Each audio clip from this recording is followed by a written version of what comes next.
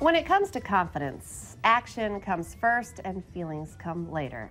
Speaker Amy D will discuss why we lack self-confidence and how to get good at anything we want to do. And she's joining us right now.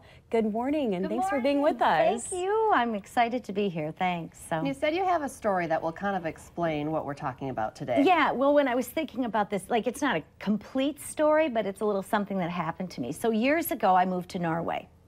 And when I was living in Norway, I took Norwegian language classes. And after a few months, I was feeling fairly confident in my Norwegian. And so my husband at the time, we went to a party, and I decided that evening I would only speak Norwegian.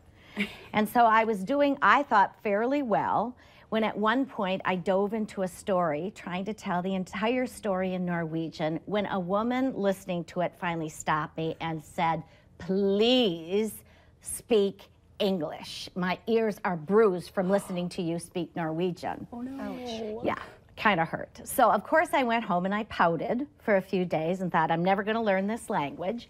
And then I flipped it and I decided that I had to practice to learn. That's part of the deal, is that you have to put your action first.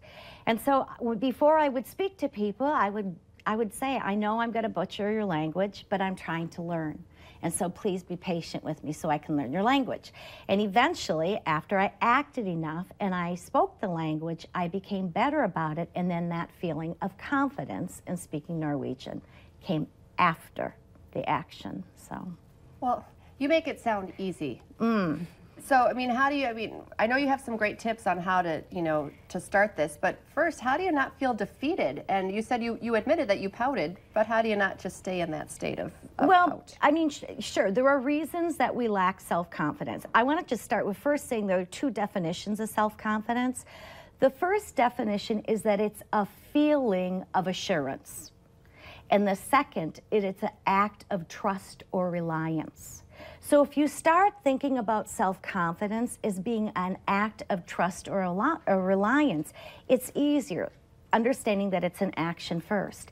And approaching new activities, new experiences with a growth mindset rather than a fixed mindset. So there's a wonderful book out there I really recommend, and it's called Mindset. It's by Dr. Carolyn Dweck. And she writes about people who go through life with a fixed mindset. When you have a fixed mindset, you understand that you have a certain amount of intelligence, a certain amount of talent. That's what you have, and it's fixed through life. When you have a growth mindset, you understand that you start with a certain amount of intelligence, you start with a personality, certain talents, but it's only the beginning. I feel like, I didn't mean to interrupt. I feel like there's almost a level of humility, too, that is incorporated with what you're saying on both sides, Of course. It's understanding that anything you start, you got to work at. And it's also understanding that along with this comes fear of failure. We have too high of expectations when we begin things. We maybe lack experience or skill when we begin things. So we have to do things to overcome that and understand it's just part of the process, part of the growing process. Amy, I know you said you have some specific tips on getting started. We're going to take a quick break and then have you address those with us. Sounds great. Cool.